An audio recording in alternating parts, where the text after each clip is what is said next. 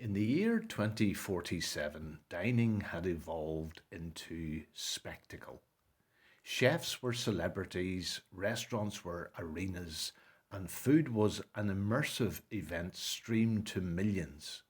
But nothing, not even the greatest human chef, could compete with the marvel known as the Robo Chef 9000. Standing almost 8 feet tall when fully extended, the robot gleamed under the restaurant lights like a polished monument to culinary perfection. Its cylindrical arms rotated with mechanical grace, each segment holding a different tool: paring knives, julienne slicers, micro graters, thermal whisks, and even a flamethrower attachment for creme brulee. Crowds didn't simply dine, they watched. Every day, tourists and influencers lined the semicircle counter to watch the robot perform. Children pressed their faces to the glass. Food vloggers narrated breathlessly into their phones, and the air filled with the rhythmic hum of servo motors and the rapid clatter of internal utensils engaging. Behind the robot was the most advanced ingredient storage system in the world, a wall of chilled drawers, each responding to voice commands. No human chef could match it. No human chef ever would. For many, the robo chef symbolized the bright future of cuisine. For others, it was a sign of humanity's slow surrender to automation. But for now, it was simply the hottest dining ticket in Europe, and on one fateful night, it awaited its most celebrated patron yet. Elof Lager, the pride of Swedish football, stepped from his limousine into a blinding haze of cameras. The 29-year-old striker had just won the Golden Laces Trophy, awarded to Europe's most dazzling forward. His face adorned billboards, cereal boxes, and energy drink ads. Tonight, he wanted to celebrate, and he wanted the world to see it. His PR team had carefully arranged everything: the time, the angle of entry for the cameras, even the colour of his shirt. The restaurant had been entirely cleared of customers and non-essential staff. Only Elof, his entourage, and the press were allowed inside. He strutted through the doors with a swagger reserved only for champions and those who had spent too long believing their own hype. The journalists surged behind him until security barked for silence. Inside, the restaurant lights dimmed theatrically as the Robo Chef 9000 rolled into preparation mode. Its red optical sensor glided across its viewing slit like a scanning laser. Elof lowered himself into the VIP seat, a padded leather throne positioned directly before the robot, centered within the wide semicircle counter.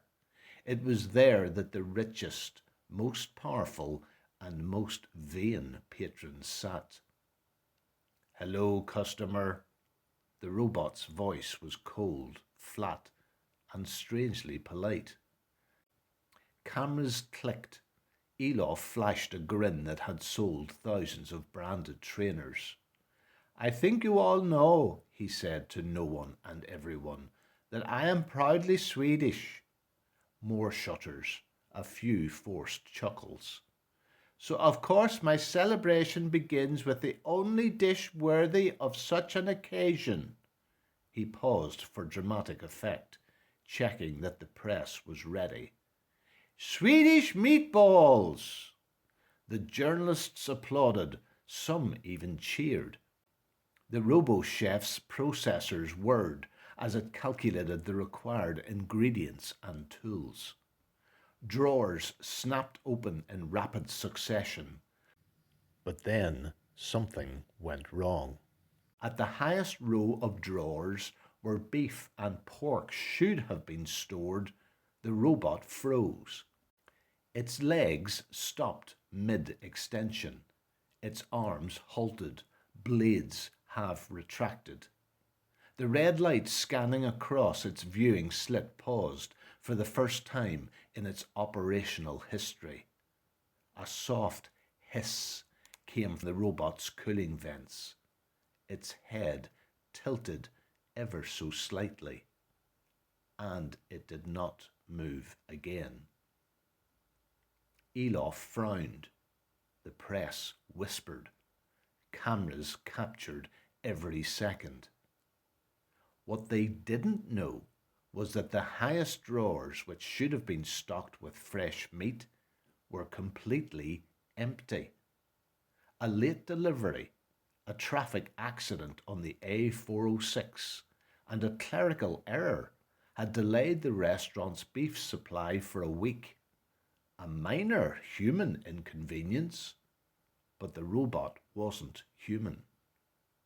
The missing ingredients had just set destiny in motion. Deep inside its CPU, logic collided with purpose. Mission: create Swedish meatballs. Status: impossible. Directive: complete meal at any cost. Priority level: critical. Then the fail-safe triggered. With a deafening metallic crash, steel shutters slammed down over every window and exit. The lights snapped off. Screams erupted from the reporters, echoing in the sudden darkness. Only one thing moved now: a thin horizontal slit of red light sweeping calmly across the pitch-black room. Elof rose to his feet. "What's happening? Who shut off the lights? Hey! Hey!" The robot spoke. "Primary directive compromised. Completing dish." Its arms whirred. Blades snapped outward. Tools clattered inside its compartments. The journalists backed away. One tried the door and found it sealed. Another pounded on the shutters, shouting for help. Elof swallowed hard. You have the ingredients, don't you?" "Negative." The robot's voice was as unchanged as ever, emotionless, certain. "Locating substitute protein sources." The mechanical whir of the robot's internal scanner swept across the room. Cameras fell silent. People froze. Breathing became audible. "Organic matter detected." The reporters screamed. Then the blades began to spin as the machine went about the grim task of fulfilling its purpose. No one outside could hear.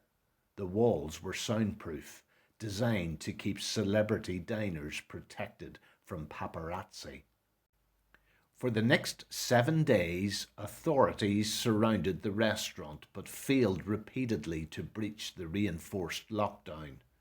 The shutters resisted explosives, lasers, and even a specialized robotic cutting team.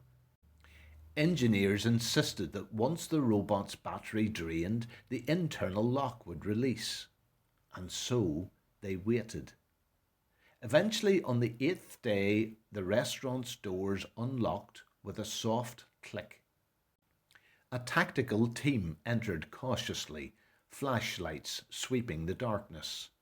They found the RoboChef 9000 standing motionless behind the counter, tools extended but lifeless. The counter before it was full. Plates upon plates of perfectly formed Swedish meatballs, stacked in symmetrical rows. Dozens of plates, perhaps hundreds, immaculately presented, as if awaiting service. There was no sign whatsoever of Elof Lager or the 23 reporters who had accompanied him. The aftermath shook the world. Conspiracy theorists spun wild tales. Governments pointed fingers at the robotics company. The company blamed faulty ingredient scheduling. Food critics refused to comment publicly, though whispers claimed at least one critic had insisted on sampling a plate for research purposes. The restaurant was permanently sealed. The RoboChef 9000 was dismantled piece by piece and stored in an undisclosed government facility. But rumours persisted. Some said that when the robot was powered down, its final processed command still flickered on a cracked display screen. Order complete. Others whispered that if you stood outside the abandoned building on a quiet night, you could still smell roasted spices drifting from the ventilation system. Yet the most chilling rumour of all came from a worker who had helped pack away the robot.